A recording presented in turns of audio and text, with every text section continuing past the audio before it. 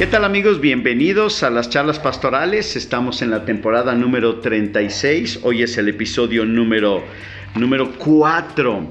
Y bueno, estamos hablando acerca de las frases y palabras más conocidas, más famosas de la pandemia, lo que el gobierno nos está pues motivando, ¿verdad?, a hacer, ¿verdad?, y que se ha extendido por todos lados, ¿no? Hay unas muy interesantes, ¿no? No estoy hablando de las más interesantes, hoy voy a hablar de la frase "quédate en casa", ¿se acuerdan? Que era hasta fue una campaña, ¿verdad?, le llamaban.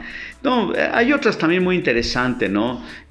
Por ejemplo, hay un letrero gigantesco que hay en una de las carreteras aquí de San Luis Potosí que dice: "Si quieres vivir, no vayas al bar".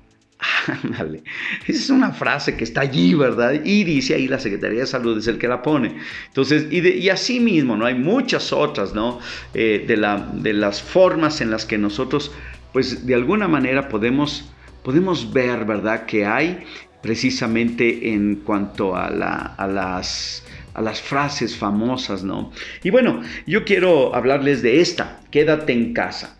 Este eslogan del gobierno se inicia, ¿verdad?, como una especie de campaña en los meses de abril y mayo. 2 meses. Termina y ahora sí ya nos sueltan, por decirlo de alguna manera, ¿no? Bueno, yo creo que muchas personas malentendieron esta frase. ¿Por qué?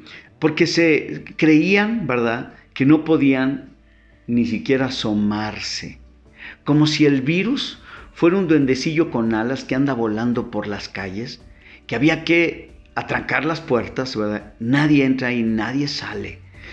Y déjame decirte, fue muy chistoso porque había personas, ¿verdad?, que llegabas a su casa, según lo que me platicaban, a llevar algo y lo tenías que dejar en la cochera, ¿verdad? Y ya que te ibas, entonces salían y bueno, era una paranoia, ¿verdad?, terrible. Ya le hemos bajado, pero sí, o sea, muchas personas se quedaron encerrados literalmente, yo digo, en arraigo domiciliario, ¿verdad? Porque definitivamente fue un asunto bastante difícil. Ahora, por otro lado, yo digo que se malentendió y provocó una serie de problemas familiares: abuso sexual, abuso de violencia intrafamiliar. Tanto eso. Sí, claro. Estas son las estadísticas y los datos que arroja la Secretaría de Salud y también la Procuraduría de la República. ¿Por qué? Pues porque hay demasiadas demandas y problemas y circunstancias, porque no sabemos vivir en casa. O sea, quedarse en casa, trabajar en casa, nadie sale, todos en casa, escuela en casa, tantas cosas. No lo sabíamos. Nuestra vida era la calle. Íbamos y veníamos. Claro, a muchos nos gusta estar en nuestras casas, eso es indudable, pero finalmente encontramos nosotros que el encierro nos hizo daño. Conozco personas que estuvieron a un paso del psiquiátrico, literalmente. Conozco personas, ¿verdad?, que me platicaron que si no fue porque definitivamente hicieron algo que cambió, ¿verdad?, su circunstancia, iban a terminar con golpes, moretones, arañazos y de todo. Y muchos sí lo hicieron, ¿verdad? Porque el quedarse en casa no era un encierro. ¿Sabías tú que podías salir a caminar y darle la vuelta a la manzana? Sí, podías hacer eso. O sea, si no hay a una cuadra una persona, ¿por qué no salir? ¿Sí me explico? El quedarse en casa tenía que ver con no frecuentar los lugares donde había mucha gente o gente que pudiera estar contagiada. No significaba que no podías salir en tu carro y darte una vuelta, que te diera el aire. Pero mucha gente no lo entendió y vinieron estas circunstancias tan difíciles para todo el mundo, porque eso no nomás fue aquí en México, ¿no? Ahora, pero yo estoy utilizando estas frases para compartirles algunas otras ideas. Quiero leerles en 1 Timoteo capítulo número 3, en el versículo número 14, dice así: "Esto te escribo, aunque tengo la esperanza de ir pronto a verte, para que si tardo sepas cómo debes conducirte en la casa de Dios, que es la iglesia del Dios viviente, columna y baluarte de la verdad. La iglesia también es una casa, es una familia. La iglesia es la familia de Dios, el cuerpo de Cristo, casa de Dios. Dios habita la iglesia.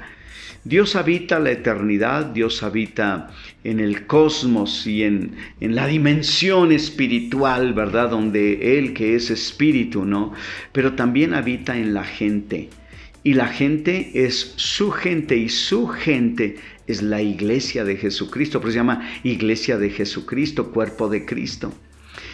Y la Biblia dice que la iglesia inicia cuando es derramado el Espíritu Santo sobre los primeros creyentes y de ahí en adelante, ¿no? Entonces, la iglesia es el cuerpo de Cristo, casa de Dios, habitación de Dios, ¿verdad? Que Él, ¿verdad?, le ha dado vida con su presencia. Ahora, tu iglesia es tu casa.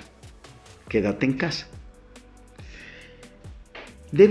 Si tú te has alejado de tu iglesia, tu congregación, tu sede, lo que quieras, tú debes volver a tu iglesia. Debes volver a la casa de Dios. Y no hablo al local, hablo a la comunión de los creyentes. Si tú no estás teniendo comunión con los creyentes, es como vivir enfrente de la casa de tu papá y no visitarle. Nunca. O sea, de ese tamaño. Las personas hacen eso porque están separados de sus familias, están peleados. Yo sé que hay personas que no se ven ni se hablan desde hace años con sus propias familias. Ok, en el cuerpo de Cristo en la iglesia, eso no es correcto, ni es orgullo. La verdad es penoso. Saber que hay cristianos que se dicen ser cristianos, hijos de Dios, pero no quieren nada con los demás cristianos. Tienes que quedarte en tu casa o volver a tu casa. Ahora, la iglesia donde tú conociste o conoces de Cristo, pues es la iglesia local, tu familia, que te está esperando siempre. Si tú te has alejado de Dios y de la iglesia por diferentes motivos, no necesariamente por quedarte en casa, sino que te has alejado simplemente porque no sé, tienes vergüenza, hace mucho que no regresas, o quizás a lo mejor hay algo que no está bien en tu vida espiritual y que tienes que componer y recomponer el camino, y que volver a la iglesia significará volver a Dios también en arrepentimiento y en perdón, en pedirle perdón al Señor. Yo te animo a que lo hagas. O sea, realmente te suplico encarecidamente, vuelve a Cristo y vuelve a tu casa. Vuelve a la casa que es tu iglesia. Si tú te quedas en tu casa que es la iglesia, también debes ser fiel a tu iglesia. A la congregación donde tú perteneces, debes ser fiel.